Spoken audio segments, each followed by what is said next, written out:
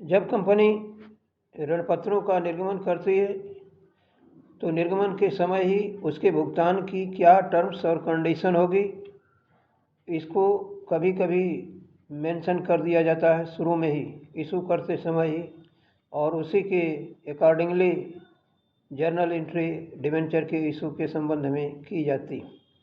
यह प्रायः ऋणपत्रों को जब कैश के रूप में इशू किया जाता है तो उस समय ये एंट्री की जाती है।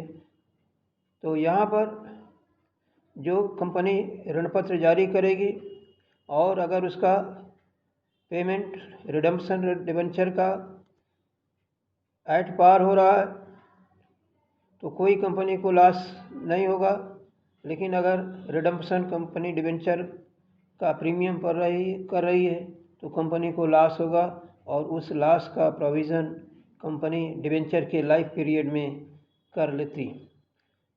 और अंत में जब ऋणपत्रों का भुगतान किया जाता है तो इसी लायबिलिटी का, इस प्रकार के लॉस का जो लायबिलिटी हो रही है उसको रिवर्स करके डिबेंचर होल्डर को पेमेंट किया जाता है।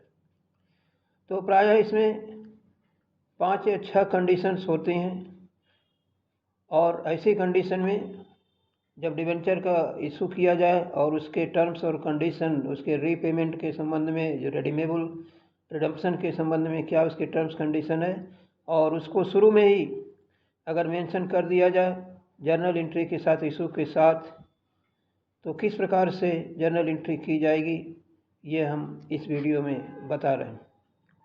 इसको सबसे पहले एक तो ऋणपत्र जो एट पार इशू किए जाए और एट पार उसका रिडम्पशन हो, यानी न तो निर्गमन के समय कोई लॉस या प्रॉफिट हो और ना ही रिडम्पशन के समय। तो इसमें हम 2 एंट्री करके एडजस्ट करते हैं। वैसे एक एंट्री में भी ये एंट्री की जाती है, कैसे किया जाता है अभी हम बताते हैं। 2 एंट्री में क्या करेंगे कि पहले जब इनके एप्लीकेशन का अमाउंट पाया जाएगा तो bank account debit to debenture application and allotment account करेंगे।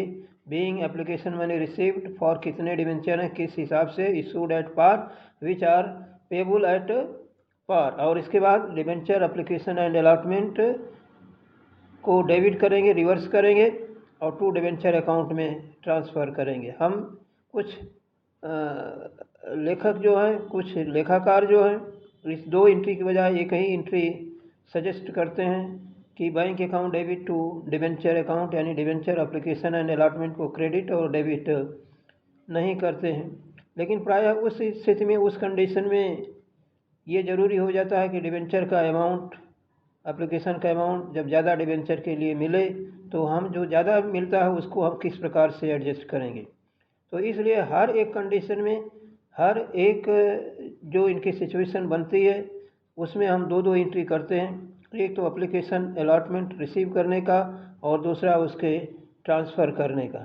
तो सम मूल्य पर निर्गमन तथा सम मूल्य पर शोधन के दशा में bank account debit to debenture application and allotment account, उसके एप्लीकेशन की रकम पाने का, और फिर जो है debenture application and allotment account debit to debenture account application के अमाउंट को ट्रांसफ़र करने का। अगर ज़्यादा मिला तो इसको रिवर्स कर देते हैं, यानी कि debenture application and allotment account debit to debenture के साथ में जो ज़्यादा सरप्लस होगा उसको रिटर्न कर देते हैं टू बैंक करके।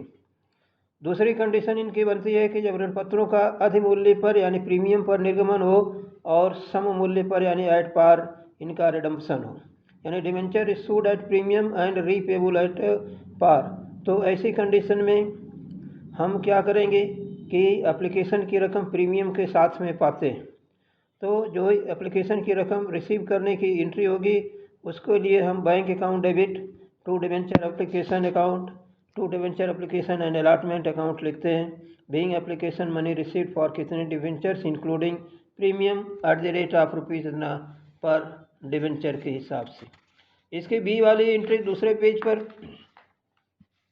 पेज नंबर 2 पर की गई है, जिसमें debenture application and allotment account को डेबिट करते हैं और टू डिबेंचर अकाउंट को ये क्रेडिट कर देंगे ट्रांसफ़र के लिए एप्लीकेशन का अमाउंट, और साथ में सिक्योरिटी प्रीमियम, जो प्रीमियम पर डिबेंचर इशू किए हैं जो ज़्यादा वाला अमाउंट है उसको हम सिक्योरिटी प्रीमियम रिजर्व अकाउंट में लिखते हैं। यानी एंट्री बनेगी debenture application and allotment account debit to debenture account to security premium reserve account being application money transferred, कितने डिवेंचर कहाँ किस हिसाब से issued at premium and repayable at par. अगर दो एंट्री नहीं करना चाहते हैं तो डायरेक्ट एक एंट्री हो जाएगी bank account debit to debenture account to security premium reserve account. तीसरी कंडीशन जो बनती है,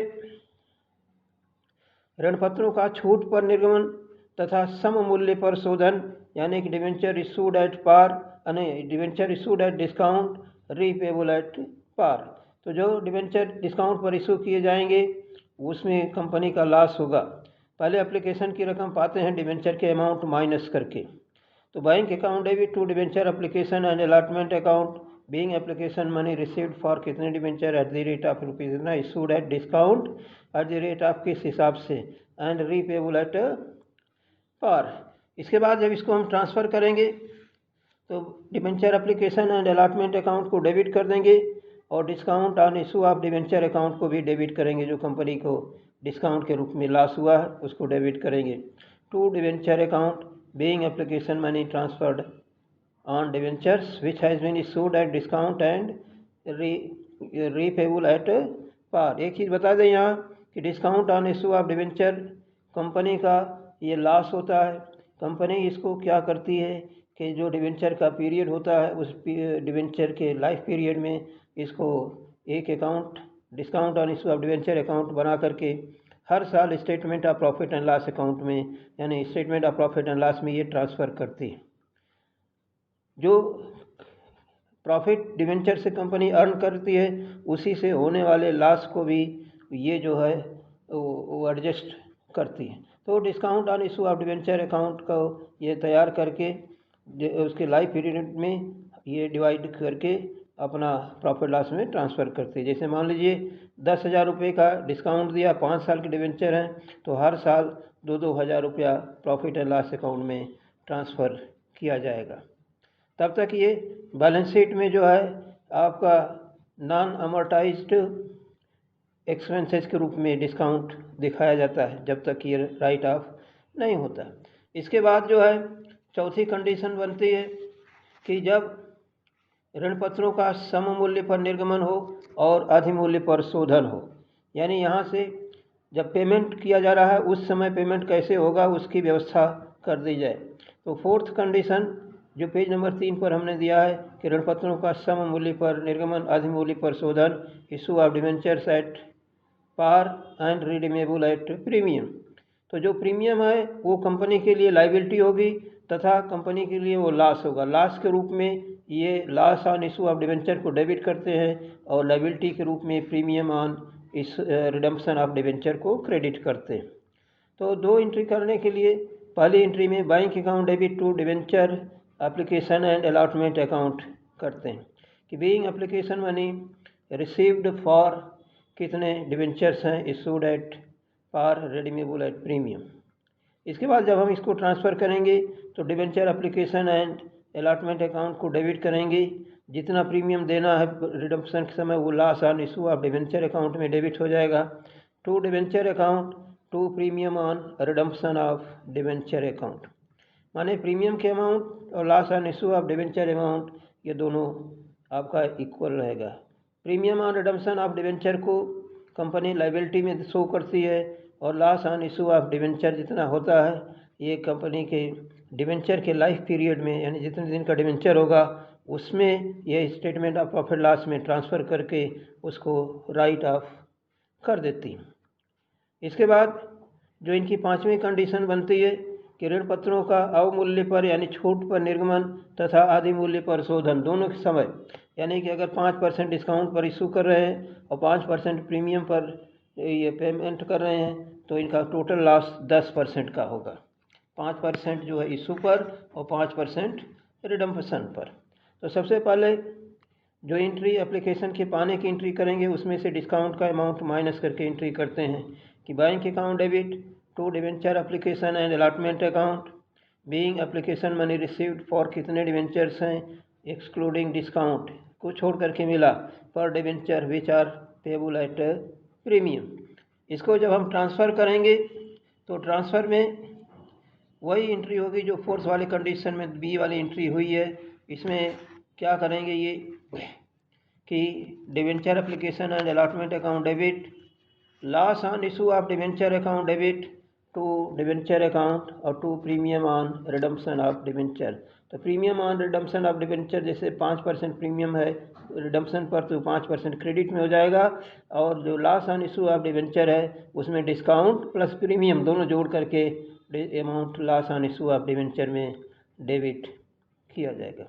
तो इस तरीके से loss on issue of debenture जो होगा वो राइट ऑफ किया जाता है प्रॉफिट एंड लॉस अकाउंट से, और जो प्रीमियम है वो डिवेंचर के साथ में जब इसके डिवेंचर के पेमेंट की डेट आती है तो उसमें डिवेंचर होल्डर में ट्रांसफ़र करके ये पेमेंट कर देते हैं। 6 कंडीशन जो छठी कंडीशन बनती है कि जब ऋण पत्रों का निर्गमन अधिमूल्य पर हो, यानी when debentures are issued at premium and repayable at premium, मतलब इशू करते समय भी प्रीमियम हो और आपके भुगतान करते समय ऋण पत्रों की भुगतान करते समय भी प्रीमियम हो।